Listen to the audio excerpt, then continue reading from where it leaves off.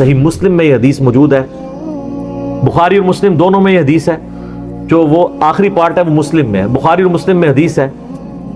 حضرت سعد ابن ابی وقاص کہتے ہیں رضی اللہ تعالی عنہما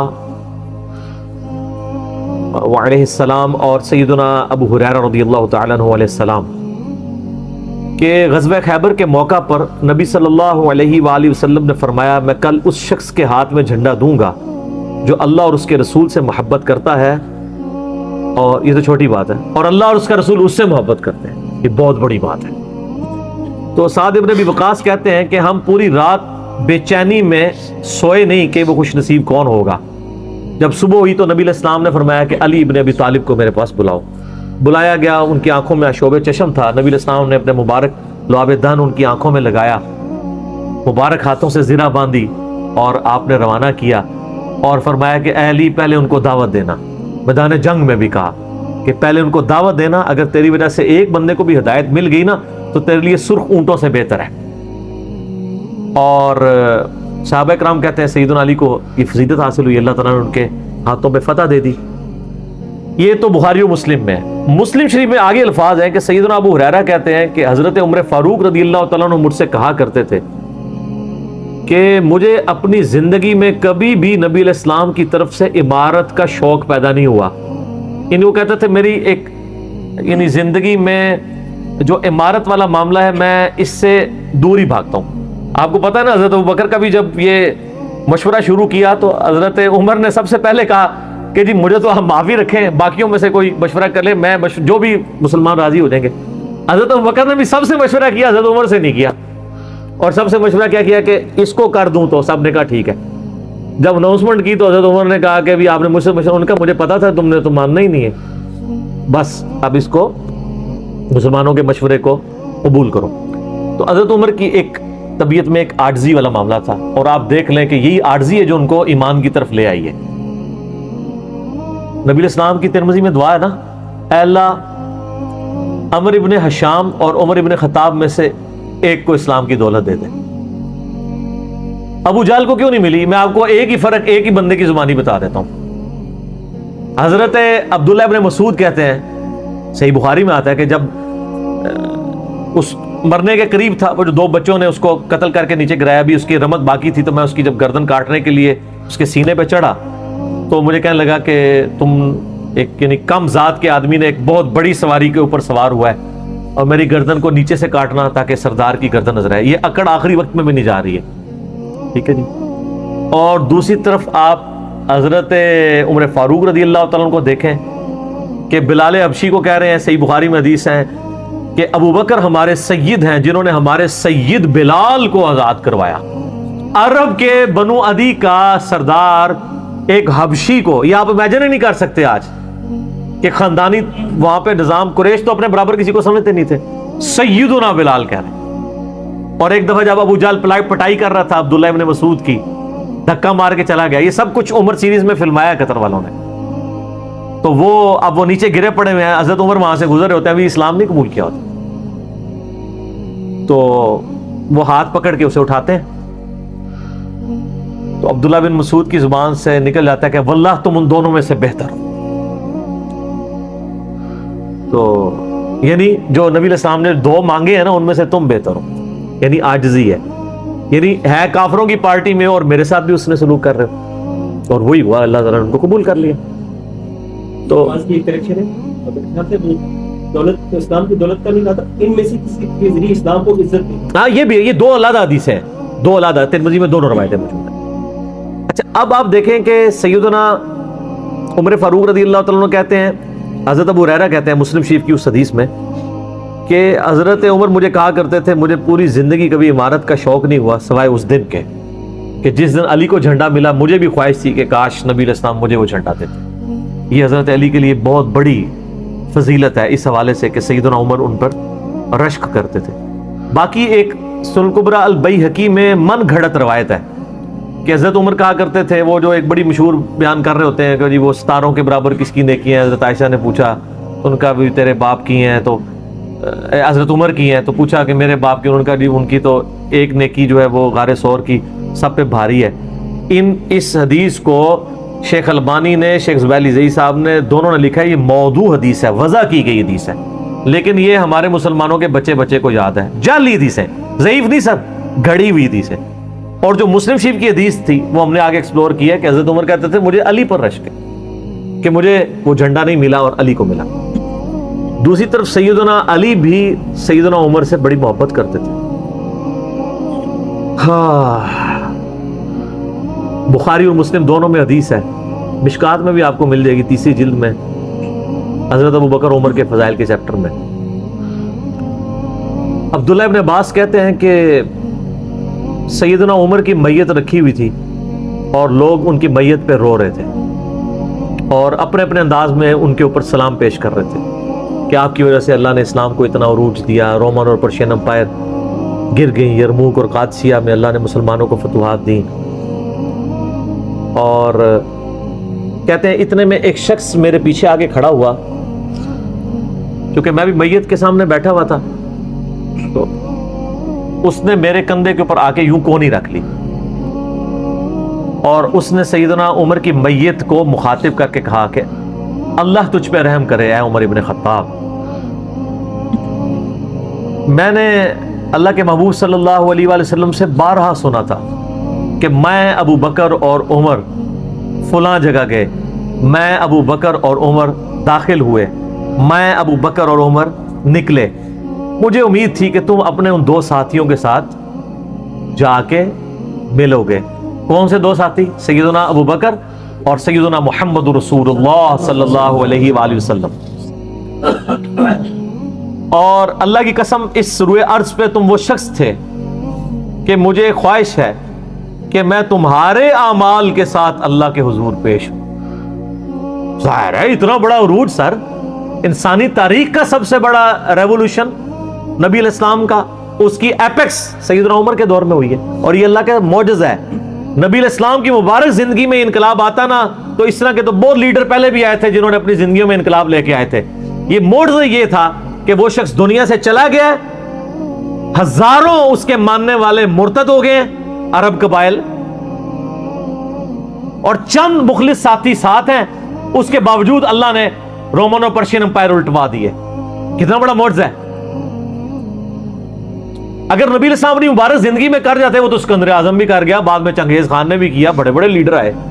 یہ ڈفرنس ہے، ایک یہ ڈفرنس، اور دوسرا ڈفرنس یہ کہ نبی علیہ السلام نے اپنی وفات کے بعد 10 سال بعد، 20 سال بعد، 30 سال بعد، 50 سال بعد، ایون 500 1000 سال بعد ہونے والے واقعات کو بھی بیان فرما دیا کہ یہ ہوگا۔ آج تو ہم تاریخ میں دیکھ سکتے ہیں کہ وہ سب کچھ ہوا ہے۔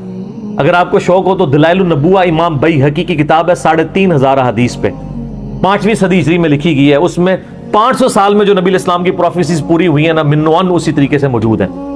بخاری مسلم میں جو حدیثیں ہیں تاتاریوں سے جنگوں والی، وہ اس وقت تک نہیں ہوئی تھیں، حدیثیں تو پہلے سے موجود تھی، آج تو ہم ان کو بھی درست مان رہے ہیں۔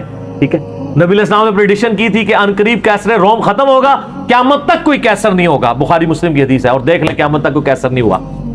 ان قریب پرشین امپائر ختم ہوگی اور قیامت تک کوئی کسرا نہیں ہوگا، آج دیکھ لیں 1400 سال ہو گئے ہیں۔ سر یہ اسی طریقے سے ہے کہ میں کہوں کہ ان قریب امریکہ اور رشیا ختم ہو جائیں گے ود ان فیو ایئرز، اور قیامت تک کبھی ان کو پاورز نہیں ملیں گی جو کہ ابھی پاور ہیں اور جن کی صدیوں سے چل رہی ہیں، اور وہ پھر پاور بھی ان لوگوں کے ہاتھوں ہوئی ہیں کہ جن کے پاس اسلحہ بھی نہیں تھا ان کے ساتھ لڑنے کے لیے، مین پاور بھی نہیں تھی ان کے لیول کی، الٹوا دی اللہ تعالیٰ نے۔ ابن عباس کہتے ہیں کہ حضرت عمر فاروق رضی اللہ تعالیٰ عنہ کی میت پہ یعنی یہ کلام وہ جو شخص میرے یعنی کندھے پہ کونی رکھ کے کر رہا تھا نا، تو میں نے جب اس کو مڑ کے دیکھا تو وہ علی بن ابی طالب تھے جو سیدنا عمر کے بارے میں یہ کلمات کہہ رہے تھے۔ تو یعنی ان لوگوں کی للہیت تھی کہ وہ تعریف کیا کرتے تھے اور کوئی آر محسوس نہیں کیا کرتے تھے۔ اور آپ دیکھیں سیدنا عمر کی بھی کتنی محبت تھی سیدنا علی سے کہ جب کبھی بھی فارن ٹور پہ جاتے تھے اپنی جگہ حضرت علی کو خلیفہ بنا کے جاتے تھے، کیونکہ نبی علیہ السلام جب تبوک پہ گئے تھے تو سیدنا علی کو چھوڑ کے گئے تھے، بخاری مسلم میں آتا ہے۔ حضرت علی رو پڑے، پہلا اور آخری موقع تھا کہ جنگ میں نہیں گئے، تو فرمایا تم اس پہ راضی نہیں ہو، تمہاری میرے ساتھ وہی نسبت ہے جو ہارون کی موسیٰ کے ساتھ، مگر میرے بعد کوئی نبی نہیں۔ تو حضرت عمر اس سنت میں عمل کرتے تھے، جب بھی وہ جاتے تھے جب بیت المقدس فتح ہوا چابیوں کے لیے انہوں نے بلایا سیدنا علی کو اپنی جگہ چھوڑ کے گئے. اس سنت پہ عمل کیا کرتے تھے. اور یہ بات شیعہ کے ہاں بھی ملتی ہے. میری ایک شیعہ عالم کے ساتھ ایک دفعہ بحث ہوئی 2011-12 کی بات ہے. تو مجھے کہنے لگے کہ حضرت عمر جو ہے نا حضرت علی کو خلیفہ بنانے میں مخلص نہیں تھے, اسی لیے انہوں نے 6 رکنی کمیٹی بنائی. ان کو چاہیے تھا ڈائریکٹ حضرت علی کو نامزد کرتے. تو میں نے کہا اس کے پیچھے ریزن کیا ہے, وہ تو حضرت عمر نے خود بتائی ہے, بخاری مسلم دونوں میں حدیث ہے. ابن عمر کہتے ہیں جب حضرت عمر کو زخم لگا اور اب ہمیں یقین ہو گیا کہ وہ جانور نہیں ہوں گے, کھاتے تھے تو انتڑیاں کٹ چکی تھی, یہیں سے وہ سب کچھ نکل جاتا تھا, تو ہم نے عرض کیا کہ اپنا خلیفہ کسی کو نامزد کر دیں. تو انہوں نے کہا اگر میں اپنا خلیفہ کسی کو نامزد کرتا ہوں تو میں اس کی سنت پہ عمل کرتا ہوں جو مجھ سے بہتر ہے, ابو بکر, اور اگر میں نہیں کرتا تو میں اس کی سنت پہ عمل کروں گا جو ان سے بھی بہتر ہے, یعنی رسول اللہ صلی اللہ علیہ وسلم. ابن عمر کہتے ہیں جب میں نے حضرت عمر کی یہ بات سنی نا تو مجھے سمجھ آ گئی کہ اب حضرت عمر کسی کو نہیں بنائیں گے, کیونکہ وہ ہمیشہ ہر معاملے میں نبی الاسلام کی سنت کو پرائورٹی دیتے تھے. اور وہی ہوا کہ انہوں نے کہا کہ میں 6 رکنی کمیٹی بنا رہا ہوں. بخاری کے اور مسلم کے الفاظ ہیں کہ میں اپنے بعد اس امر خلافت میں ان 6 بندوں سے زیادہ کسی کو اہل نہیں سمجھتا جن سے رسول اللہ صلی اللہ علیہ وآلہ وسلم اپنی وفات تک راضی رہے. اور فرمایا علی, عثمان, طلحہ, زبیر, عبد الرحمن بن عوف, سعد ابن ابی وقاص. اچھا یہ کون ہے؟ عشرہ مبشرہ ہیں. عشرہ مبشرہ میں سے یہ 6 بندے باقی تھے اور ایک 7واں بھی تھا, اس کا نام اس نے لیا کہ ان کا بہنوئی تھا, سعید ابن زید. وہ تو معاویہ کے دور میں جا کے فوت ہوئے ہیں نا, سعید ابن زید تو بہت بعد میں فوت ہوئے ہیں. اور اسی بخاری میں الفاظ ہیں کہ عبداللہ بن عمر کو مشورے میں ضرور شامل کرنا لیکن اس کو کوئی خلیفہ نہ چنے. اور کہا کہ سعد ابن ابی وقاص پہ اگر تم متفق ہو جاؤ تو اسے خلیفہ چن لینا, اور میری اس بات کو دلیل نہ بنانا کہ میں نے اسے معزول کیا تھا پرشین امپائر کی گورنری سے. کہیں ایسا نہ ہو کہ تم اس پہ متفق اور کہو کہ اس کو تو عمر نے اتارا ہوا تھا, اینو تے رہن دو, اس دے 62F لگ گئی ہے. یہ 62F ہے ہی جعلی چیز ہے. اسلام میں کوئی 62F نہیں ہے. اسلام میں یہ نہیں ہے کہ آپ کو مطلب موت کے غرغرے تک توبہ قبول ہے. آپ یہ ایک بندے کے ساتھ معاملہ ہو جاتا ہے اور وہ توبہ طائب ہو جاتا ہے تو بس ٹھیک ہے, وہ تا حیات نائل کوئی نہیں ہوتا. اسلام میں کوئی تا حیات نہیں ہے. اللہ تعالیٰ کے ساتھ گستاخی کرنے والے کے لیے بھی جامع ترمذی میں حدیث ہے کہ موت کے غرغرے تک جو ہے وہ توبہ کا دروازہ کھلا ہوا ہے, موت کے غرغرے سے پہلے. تو 62F نہ لگا دینا اس پہ. وہ ایک معاملہ تھا, وہ حضرت عمر کسی کو 4 سال سے زیادہ گورنر رہنے نہیں دیتے تھے تو انہوں نے ان کو ہٹا دیا. تو یعنی ان لوگوں کی یہ للہیت ہوا کرتی تھی. تو میں نے اس کو کہا کہ دیکھو کہ یہ وجہ تھی کہ انہوں نے نبی الاسلام کی سنت پہ عمل کیا کہ میں ان 6 بندوں سے نبی الاسلام راضی تھے, میں اس کمیٹی بناؤں گا. میں اور اس میں الفاظ ہیں بخاری مسلم میں کہ میں زندگی بھر تمہارا بوجھ اٹھاتا رہا, اپنے مرنے کے بعد تمہارا بوجھ نہیں اٹھاؤں گا, تم خود اپنا خلیفہ چن لینا ان 6 میں سے, یعنی میں کسی کو نامینیٹ نہیں کروں گا. دوسرا میں نے اس شیعہ عالم سے یہ بات کی کہ حضرت عمر اتنے بڑے رسک کے اوپر تھے کہ جس نے پوری دنیا کو الٹ دیا ہے اور وہ چند بندے لے کے رومن اور پرشین امپائر کا وزٹ کر رہا ہے, کوئی بھی قافلہ ان پہ حملہ کر کے ان کو شہید کر سکتا تھا. اور اگر خدا نہ خواستہ اس دوران وہ شہید ہو جاتے تو حضرت علی آٹومیٹکلی خلیفہ ہوتے کیونکہ ان کو چھوڑ کے گئے ہوئے تھے. یہ ان کا اخلاص تھا. پھر سیدنا عمر نے حضرت علی کو چیف جسٹس لگایا ہوا تھا حجاز کا. چیف جسٹس آج کل نہیں سنبھالا جا رہا, اور اس زمانے میں جب اسلام کا دور دورہ ہو, عدل کا نظام ہو, اور تینوں جو زہد کے امام تھے نا حضرت عمر نے ان کو چیف جسٹس لگایا تھا. رومن امپائر گری, اصحاب صفہ میں سے ابو درداء کو لگایا, سب سے غریب ترین صحابی, یہ ان کا کرائٹیریا تھا. ابو سفیان, بڑے بڑے لوگ جو اینڈ پہ مسلمان ہوئے, یہ لائنیں بنا کے کھڑے رہتے تھے. حضرت عمر ان کو نہیں ملتے تھے جب تک باقیوں سے فارغ نہ ہو جائیں. وہ کہتے تھے ہم سردار, ان کا نہیں, تم اسلام میں بعد میں آئے ہو. اور وہ مہاجرین کے وظیفے اور اصحاب بدر کے وظیفے انہوں نے باقیوں سے ڈبل لگائے ہوئے تھے کہ انہوں نے برے وقت میں اسلام کا ساتھ دیا. اور پرشین امپائر گری, عبداللہ ابن مسعود, زہد ترین صحابی, زہد کے امام, ان کو وہاں پہ چیف جسٹس لگایا. اور حجاز کے اندر سیدنا علی کو لگایا. اور اس سے بھی بڑھ کے سیدنا علی بن ابی طالب کی ایک بیٹی ہے ام کلثوم, سیدہ فاطمہ سے ان کا رشتہ مانگا سیدنا عمر کہ میرا اہل بیت رسول کے ساتھ رشتہ بن جائے. صحیح بخاری میں بھی اس کا ذکر اشارتاً موجود ہے ام کلثوم کا. شیعہ اور سنی دونوں کے ہاں ان کی کتابیں تو مانتی ہیں، بابے نہ مانے تو علیحدہ بات ہے، کتابوں میں موجود ہے کہ سیدنا عمر فاروق کی بیوی تھی ام کلثوم، اور سلام اللہ علیہا، اس کی وجہ سے یعنی انہوں نے ایک فخر محسوس کیا کہ میرا اہل بیت کے ساتھ ایک رشتہ داری والا معاملہ ہو جائے. تو سیدنا عمر اس طرح کے معاملات کے اندر اہل بیت کے ساتھ بہت حسن سلوک والا معاملہ کیا کرتے تھے. اگرچہ ان کی طبیعت میں سختی ضرور تھی، لیکن جو دین کے معاملے میں تھی وہ ساری سختی اپنی ذات کے معاملے میں نہیں ہوا کرتی تھی. صحیح مسلم میں ایک حدیث ہے، اسی پہ میں کنکلوڈ کرتا ہوں کہ سیدنا عمر نے ایک خواب دیکھا کہ مجھے ایک مرغے نے خواب میں ٹھونگے ماری ہیں.